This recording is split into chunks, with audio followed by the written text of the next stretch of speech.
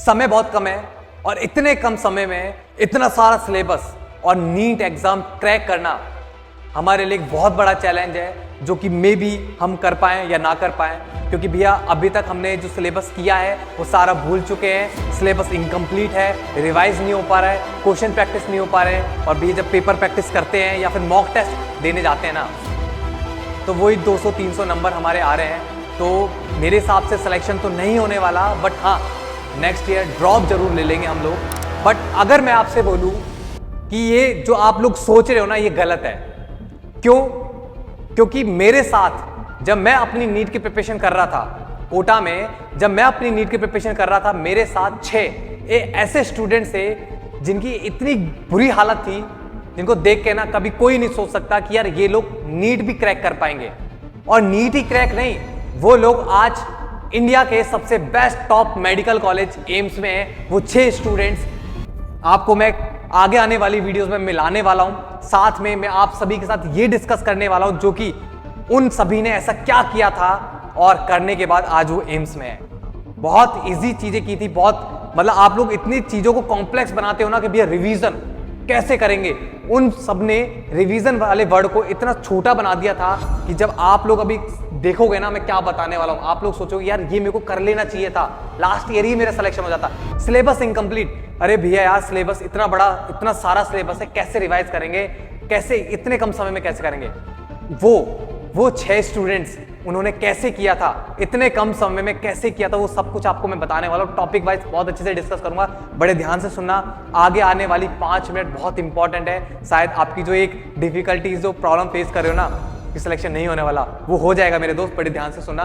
आप में से 98% स्टूडेंट्स ये कर रहे हैं और जिनका सिलेक्शन नहीं होने वाला है। आप लोग क्या कर रहे होंगे, अपने नोट्स को रिवाइज कर रहे होंगे, पन्ने पलट रहे होंगे, डिटेल में रिवाइज कर रहे होंगे, जिनमें आपके पास श्योरिटी कितनी है, सिर्फ 20% श्योरिटी है कि आपका इस टाइप से रिवाइज करने से आपका सिलेक्शन हो जाएगा। बट मैं ये बोलूं कि जो बच्चे आज 6 स्टूडेंट्स एम्स में, उन बच्चों ने कुछ इतना बहुत ही कम किया था जिनकी श्योरिटी 100% थी सिलेक्शन लेने की, और सिर्फ 2% स्टूडेंट्स ये चीज कर रहे हैं। अब सुनो ध्यान से, करना क्या है।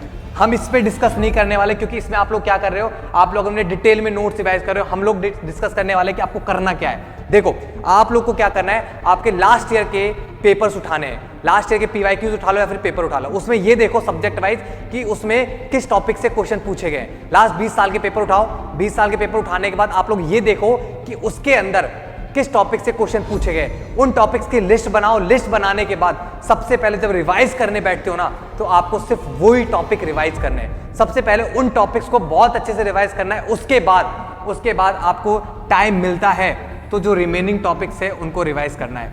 आपको जब ये चीज अप्लाई करोगे तो आप लोगों को मिलेगा कि ये जो 20% से जो श्योरिटी है ना, ये 100% में कन्वर्ट हो जाएगी। और यही होता है मेरे दोस्त, हर साल पेपर में जो लास्ट के पीवाईक्यूज होते हैं ना, उनसे टॉपिक रिपीट होते हैं। सेलेक्टेड गिने चुने 3 से 4 टॉपिक है, हर एक चैप्टर के वही रिपीट होते हैं। तो अगर इस टेक्निक से रिवाइज करेगा ना, कम समय में बहुत ज्यादा रिवाइज कर लेगा और सिलेक्शन होने के बहुत चांसेस है। सेकंड, अब डिस्कस करते हैं कि आपको बैकलॉग और अपना सिलेबस कैसे कंप्लीट करना है इतने कम समय में। बड़े ध्यान से सुनना, मैं एक एग्जांपल से लेके चलता हूं कि एक इलेक्ट्रोकेमिस्ट्री नाम का एक चैप्टर है, ठीक है। इलेक्ट्रोकेमिस्ट्री नाम का चैप्टर है जिसके लिए इस टाइम पे वीडियो डिटेल लेक्चर्स देखना मेरे लिए इंपॉसिबल है, बट मुझे उस चैप्टर के अंदर 100% स्कोर करना है। तो कैसे स्कोर करूंगा, आपको क्या करना है, सबसे पहले आपको make list of important topics. आपको क्या करना है, एक अपने जो लास्ट ईयर के पीवाईक्यूज है, लास्ट ईयर के जो सैंपल पेपर्स है, उनको एनालाइज करना है। एनालाइज करने के बाद इंपॉर्टेंट टॉपिक्स कैसे, जिन टॉपिक्स से फ्रीक्वेंटली क्वेश्चंस पूछे जा रहे हैं, आपको उन टॉपिक्स की लिस्ट प्रिपेयर कर लेनी है। प्रिपेयर करने के बाद आपको सबसे पहले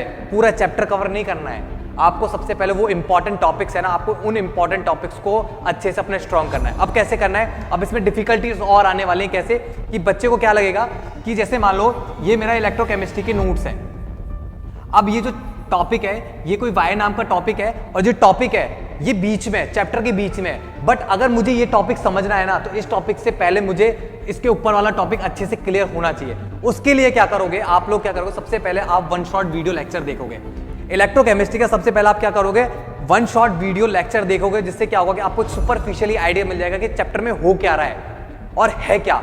तो जब एक सुपरफिशियली आइडिया मिल जाएगा ना, उसके बाद जो इंपॉर्टेंट टॉपिक्स है आपको उनको take detail lectures of important, ठीक है, उन इंपॉर्टेंट टॉपिक्स के आपको डिटेल लेक्चर लेने, कम टाइम में आपका बहुत अच्छे से कवर हो जाएगा। उसके बाद आपको क्या करना है, क्वेश्चन प्रैक्टिस करना है। कहां से क्वेश्चन प्रैक्टिस करना है? एनसीईआरटी एग्जांपल्स प्रैक्टिस करना है और पीवाईक्यूज प्रैक्टिस करना है। फिर से बता देता हूं क्या करना है। आपको इंपॉर्टेंट टॉपिक्स निकालने, लास्ट ईयर पीवाईक्यूज को देखना, एनालाइज करना, इंपॉर्टेंट टॉपिक्स को निकालना, सबसे पहले आपको सिर्फ उन्हें प्रिपेयर करना है।